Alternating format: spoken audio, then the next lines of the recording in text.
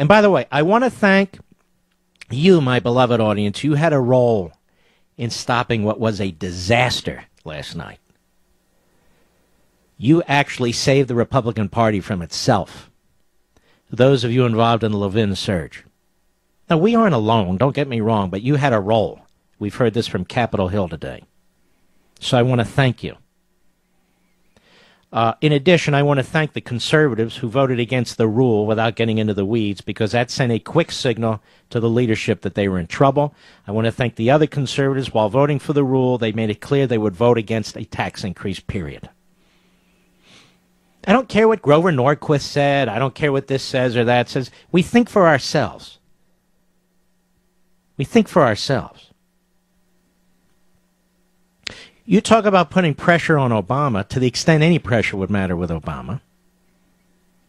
Imagine if it were the Republicans, as populist conservatives, if you will, talking about how they voted to slash taxes for 98% of those who pay taxes.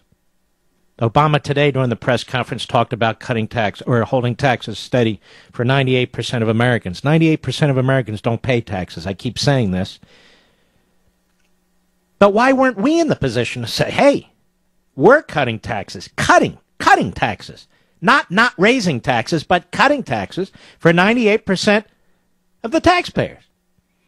As for the other 2%, we're going to leave them alone. In an economy like this, you don't start trashing employers. That's it. Case closed. No. So it's just frustrating. But you know what? I can't tell you how proud I am of this audience.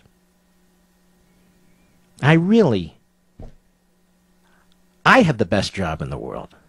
And I'm the luckiest guy in the world. For many reasons. But in particular, or in part, because of you. Because you're smart. You don't buy all the crap. And there were some of the conservative media today throwing up their hands.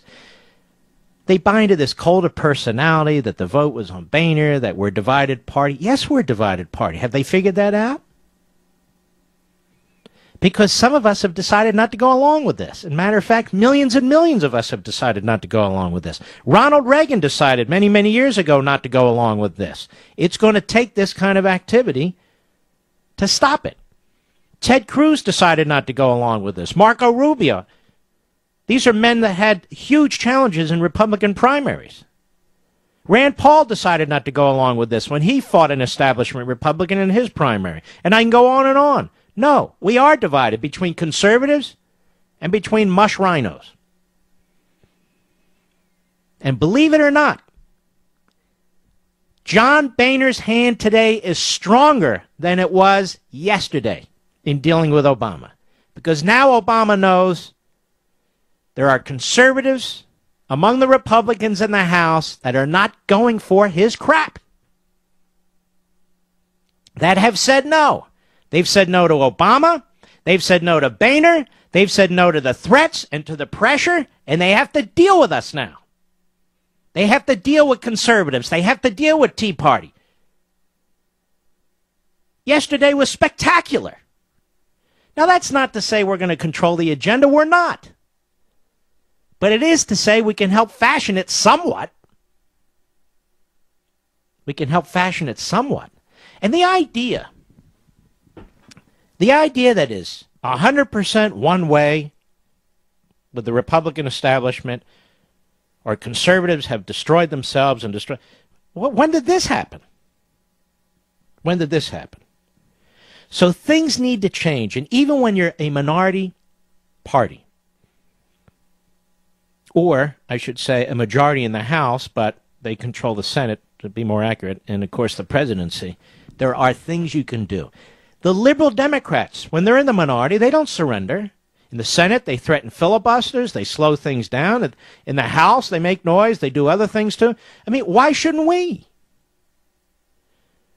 This is how politics is supposed to work. This is how a parliamentary, not system, but parliamentary rules are supposed to work.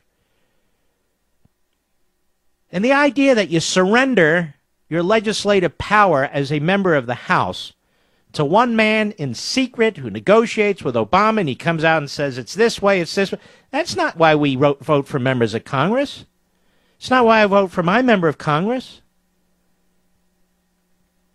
So, you folks, we were exactly right. You did exactly the right thing. And I've heard it said, sometimes people can stupidly embrace their principle and they and they kill the politics, which means they never implement their principle. I would like us to implement our principles every now and then. How about that? When's the last time? George Bush was constantly surrendering and negotiating. That's Bush 43, Bush 41, same thing. How about we advance at least one of our principles some of the time? And we're always going to have to fight these folks because it's not just what's going on now. We've got a debt ceiling issue coming up, which is going to be a bloody battle. We've got fight over gun control coming up. Obama is on the move. He's on the move. And he's got loyal soldiers in the Senate, in the House. And we've got to step it up. We've got to stand up to this stuff. And if we lose, we lose. But let us make our case to the American people. Not for tax hikes, for tax cuts. Now, you and I know full well that whatever they voted on yesterday was not going to become law. But that doesn't mean it's a throwaway. The entire Republican caucus was putting its reputation on a position. On a position. And the position, had it passed today, would be the Republicans voted for a tax increase. Well, it was only 1/10 of what, but they voted for an income tax rate increase, which will do nothing to solve our nation's problems. And there were people on the sidelines saying it was adroit, it was smart, they were positioning, it was disaster. So you folks and the conservatives on Capitol Hill and conservative groups all over this country, you saved the Republican Party from itself. And I want to thank you. And Obama, tonight, before he flies off on his $4 million trip to Hawaii, and he's going, by the way, he's not negotiated anything. All he said is, I want to protect 2 million people who are on unemployment, meaning he wants to extend unemployment insurance. I thought the economy was just rolling away, but apparently not. I want to make sure taxes don't go up on the middle class, which means he's still pushing that class warfare stuff, because that means a couple of brackets are going to be left out. And Harry and John Boehner, you guys work it out, and I'm leaving. I'm going to go get some eggnog. Seriously. That's it. That's what he did. He did nothing. I can just kick myself, because if they had voted on a plan to slash the lower 3 rates and leave the top 2 rates alone, Obama would not be getting away with this line about, I want to protect the middle class. You want to protect the middle class? Then vote for what the Republicans passed in the House. But we can't say that now. You talk about positioning yourself. You talk about putting the onus on Obama. That would have done it all. All of it. All right, folks, I'll be right back. Mark Levin.